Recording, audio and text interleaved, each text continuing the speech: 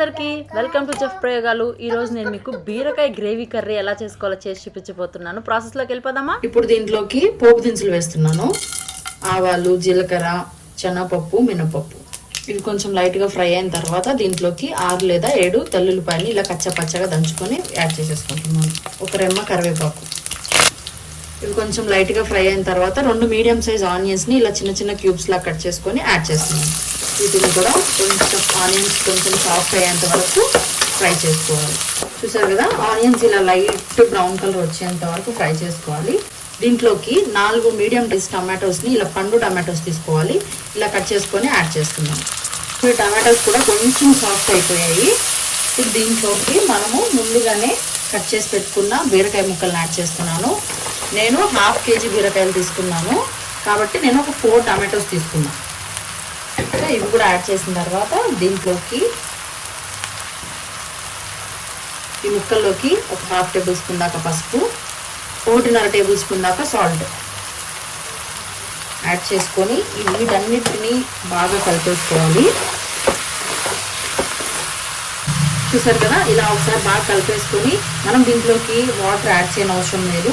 ఈ బీరకాయల నుంచి టమాటోస్ నుంచి వాటర్ వచ్చేసి అవి బాగా మగ్గుతాయి.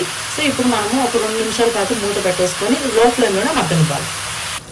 చూసారా, నేను ఎటువంటి వాటర్ యాడ్ చేయలేదు. ఎన్ని వాటర్ వచ్చాయో దీంట్లో నుంచి వాటర్ అంతా ఎనికిపోయి ఆయిల్ పైకి వచ్చేంత వరకు ఫ్రై చేసుకోవాలి.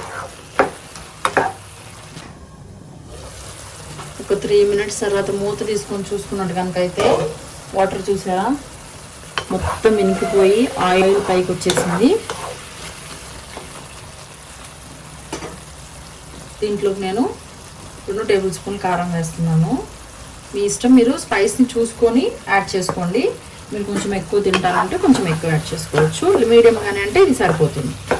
కారంతో వేసుకున్న తర్వాత ఒకసారి లైట్గా కలిపేసుకోవాలి.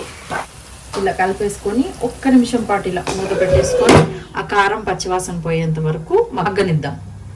చూసారు కదా, ఆయిల్ అంతా పైకి వచ్చేసింది. ఇప్పుడు లైట్ ఇలా ఫ్రై చేసుకొని దీంట్లోకి కాచి చల్లారి పెట్టుకున్న పాలు 1 కప్ యాడ్ చేస్తున్నాను. ఇది కూడా లో ఫ్లేమ్లోనే యాడ్ చేసి ఒకసారి బాగా కలిపేసుకోవాలి.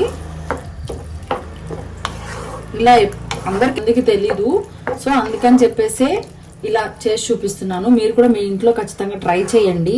ఇది one of the favourite dish అవ్వచ్చు మీకు. ఇలా లో ఫ్లేమ్లోనే ఒకసారి బాగా మగ్గనివ్వాలి. ఒక 2 మినిట్స్.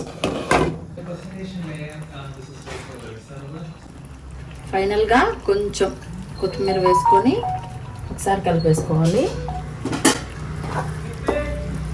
చూసారు కదా ఎంత థిక్ కన్సిస్టెన్సీ వచ్చేసిందో. చూస్తుంటేనే కలర్ఫుల్గా తినేయాలనిపిస్తుంది కదా. ఫైనల్గా అయితే మన వేడి వేడి బీరకాయ కర్రీ అయితే రెడీ. చూసారు కదా, ఆయిల్ పైకి వచ్చేసి థిక్ కన్సిస్టెన్సీ అద్భుతంగా ఉంది కదా. మరి ఇంకెందుకు ఆలస్యం, మీరు కూడా ఈ రెసిపీని మీ ఇంట్లో రెడీ చేసి ఎలా వచ్చిందో కమెంట్ బాక్స్లో కమెంట్ చేయండి.